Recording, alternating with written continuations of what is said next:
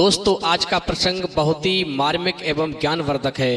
दोस्तों आज का प्रसंग है राम की बहन भरत की सारी और केह कारण तय रही कुआरी। दोस्तों बहुत ही रहस्यमयी प्रसंग है कि राम भरत भाई भाई थे, फिर राम की जो बहन थी वह भरत की साली कैसे बनी। तो प्रसंग शुरू करने से पहले मैं सभी भाइयों से अनुरोध करूंगा, यदि आप हमारे चैनल पर नए हैं तो प्लीज हमारे चैनल को सब्सक्राइब करें, लाइक करें, कमेंट करें, शेयर करें, क्योंकि आपका एक सब्सक्राइब हमारे लिए बहुत ही महत्व रखता है। तो आ जाइए दोस्तों गौर करते हैं प्रसंग की तरफ। दोस्तों सीता के पिता महाराज जनक के एक भाई हुआ करते थे जिनका नाम था कुशध्वज, और उन कुशध्वज की 4 पुत्रियां थी।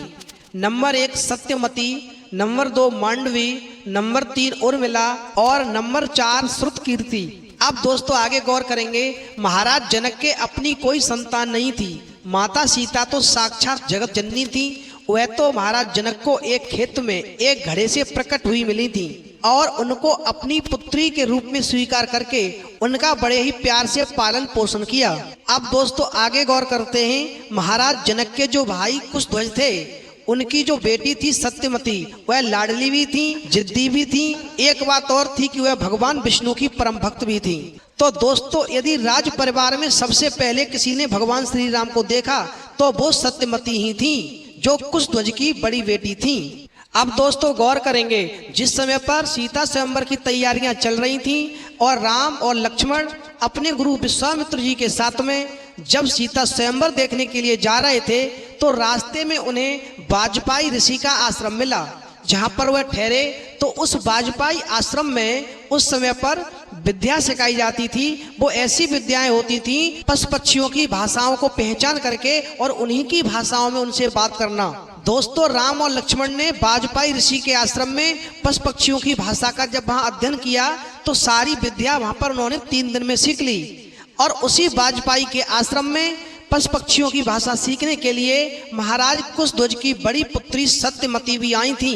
दोस्तों जो विद्या राम लक्ष्मण ने 3 दिन में सीख ली वह सत्यमती महीनों में भी नहीं सीख पाई। दोस्तों जब सत्यमती ने वाजपेयी ऋषि से ये बात पूछी कि ये दोनों राजकुमार कौन हैं, तो जब उन दोनों राजकुमारों के बारे में वाजपेयी ऋषि ने सत्यमती को बताया तो उसी समय पर सत्यमती ने एक प्रतिज्ञा की, यदि मैं शादी करूंगी तो राम के साथ करूंगी, अन्यथा आजीवन कुंवारी रहूंगी। इस प्रकार दोस्तों यदि भगवान श्री राम को सबसे पहले किसी ने देखा राजघराने में तो वो सत्यमती ने देखा था। उधर दोस्तों जब भगवान श्री राम और लक्ष्मण पशु पक्षियों की भाषा सीखने के बाद में गुरु विश्वामित्र जी के साथ जब सीता स्वयंवर में पहुंचते हैं, दोस्तों उस स्वयंवर में बड़े बड़े बलशाली राजा बैठे हुए थे और भगवान शिव का धनुष रखा हुआ था। वहां पर शर्त रखी थी महाराज जनक ने, जो भी इस धनुष को तोड़ देगा उसके साथ में मैं सीता जी का विवाह करूंगा। दोस्तों सीता स्वयंवर में राजाओं ने सीता जी को पाने के लिए बहुत ताकत लगाई। भगवान शिव के धनुष को उठाने के लिए,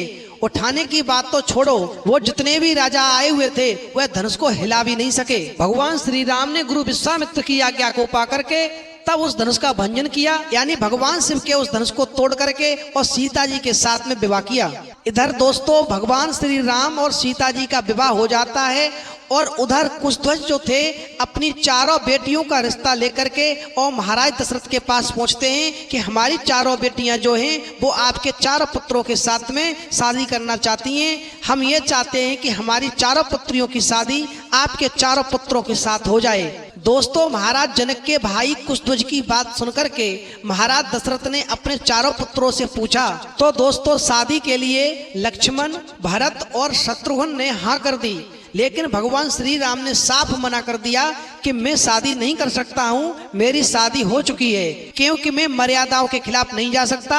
मैं मर्यादाओं को निभाने वाला हूँ, मर्यादाओं के खिलाफ कोई काम नहीं करूँगा। मेरी शादी सीता के साथ हुई है, मैंने एक पत्नी व्रत की प्रतिज्ञा ली है। इस प्रकार दोस्तों जब सत्यमती को ये मालूम पड़ा कि मेरी शादी राम के साथ नहीं हो सकती तो सत्यमती ने आत्मदाह करने की कोशिश की, लेकिन नारद जी ने उनको समझाया कि वह साक्षात लक्ष्मी है, वो तो उनकी माया है। तुम भगवान राम का भजन करो, एक दिन तुम्हें उसका फल निश्चित मिलेगा। इधर दोस्तों कुशध्वज की पुत्रियां मांडवी, उर्मिला और श्रुतकीर्ति की शादी भरत, लक्ष्मण और शत्रुघ्न के साथ हो जाती है। दोस्तों इस प्रकार से नारद जी के समझाने के बाद में सत्यमती जो थी वो भगवान श्री राम का भजन करने लगी। फिर भगवान श्री राम ने उनको दर्शन दिए और कहा तुम चिंता मत करो, इस जन्म में तो मेरी मजबूरी है क्योंकि मैं मर्यादाओं के खिलाफ नहीं जा सकता हूँ। मैंने एक पत्नी व्रत की प्रतिज्ञा ली है और सीता के साथ में मैंने विवाह किया है। जब मैं द्वापर में कृष्ण के रूप में अवतार लूंगा तुम चिंता मत करो, तब मैं तुम्हारे साथ में निश्चित शादी करूंगा और तुम भी द्वापर में जाकर इतनी ही सुंदर और मेरी सबसे प्रिय रानी बनोगी। दोस्तों भगवान श्री राम ने कहा सत्यवती सीता की जितनी भी सहेलियां हैं वो सभी मेरी बहनों के समान हैं। इस प्रकार दोस्तों जब भगवान श्री राम द्वापर में कृष्ण के रूप में आए तो वही सत्यवती नाम की राजकुमारी द्वापर में सत्यभामा के नाम से प्रिय रानी बनी भगवान कृष्ण की आकर के। और त्रेता युग में दिया हुआ वचन भगवान श्री राम ने द्वापर में आकर के उस सत्यवती को सत्यभामा के रूप में अपना करके और उस वचन को पूरा किया।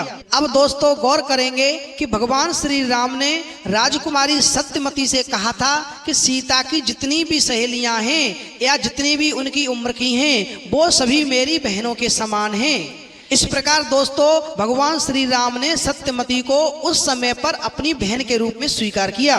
और दोस्तों वही सत्यवती की बहन जो मांडवी थी वह भगवान श्री राम के भाई भरत के लिए ब्याही हुई थी। इस प्रकार दोस्तों जब मांडवी की शादी भरत के साथ हो जाती है तो वही मांडवी की बहन थी सत्यवती। और दोस्तों भगवान श्री राम ने सीता की उम्र की जो भी सहेलियां थी उन सभी को बहन माना था। इस प्रकार दोस्तों राजकुमारी सत्यवती भगवान श्री राम की बहन हुई और भरत जी की साली हुई, फिर भी वो कुंवारी रही। इस प्रकार दोस्तों राजकुमारी सत्यवती भगवान श्री राम की बहन हुई और भरत जी की साली हुई, फिर भी वो कुंवारी रही। दोस्तों यदि ये हमारी वीडियो आपको पसंद आई हो तो प्लीज चैनल को सब्सक्राइब करें, लाइक करें, शेयर करें, कमेंट करें, क्योंकि आपका एक सब्सक्राइब हमारे लिए बहुत ही महत्व रखता है।